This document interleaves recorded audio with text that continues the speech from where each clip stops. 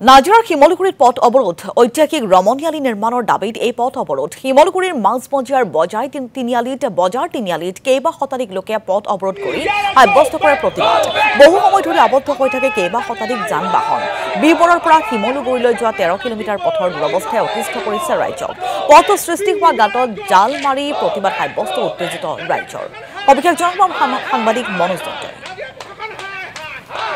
ইতিহাস প্ৰসিদ্ধ এই ৰমণীয়ালী নাগিনীৰ মৰাৰ পৰা এই শিমলুগুৰি হৈ শিৱসাগৰলৈ যোৱা যি পথ এই ৰমণীয়ালী পথেৰে দুৰ্ভোগ ভোগাইছে ইয়াৰ যিসকল পথচাৰী বা যাত্ৰীক দুৰ্ভোগ ভোগোৱা পৰিলক্ষিত হৈছে আজি বহুত দিন ধৰি এই পথৰ যি দুৰৱস্থা অতিষ্ঠ কৰিছে জনসাধাৰণৰ জীৱন যিহেতু মোৰ সহযোগীয়ে ইয়াৰ সামগ্ৰিক পৰিৱেশ দেখুৱাইছে এয়া দেখিছে শিমলুগুৰি মাজমজিয়া য'ত নগৰ সমিতি ইয়াত আছে এই নগৰ সমিতি থকা এখন স্থানত এনেধৰণে শিমলুগুৰি মাজমজিয়াত দেখিছে ইয়াৰ পথৰ যি দুৰৱস্থা এই দুৰৱস্থাত অতিষ্ঠ হৈ পৰিছে ইয়াৰ জনসাধাৰণ আৰু মই ইয়াত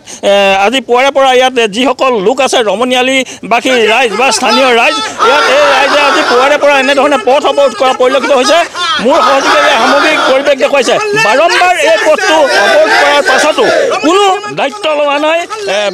বিআৰও বা PWD ডিপাৰ্টমেণ্টে তাৰ পৰিপ্ৰেক্ষিতত বাৰম্বাৰ এই পথ অৱৰোধ কৰিছে যদিও আজিলৈকে তেওঁলোকে সুফল পোৱা নাই আৰু দেখিছে এনেধৰণে পুৱাৰে পৰা তেওঁলোকে পথ অৱৰোধ কৰি তেওঁলোকৰ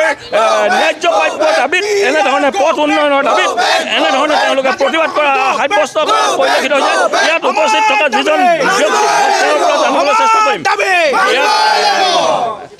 কি ক'ব ইয়াত যে আজি বাৰম্বাৰ আপোনালোকে প্ৰতিবাদ কৰাৰ পাছতো আপোনালোকৰ প্ৰতিবাদৰ ভাষা নুবুজে যিখন চৰকাৰে এই মুহূৰ্তলৈকে আপোনালোকৰ যি দায়িত্ব পালন নকৰিলে কি ক'ব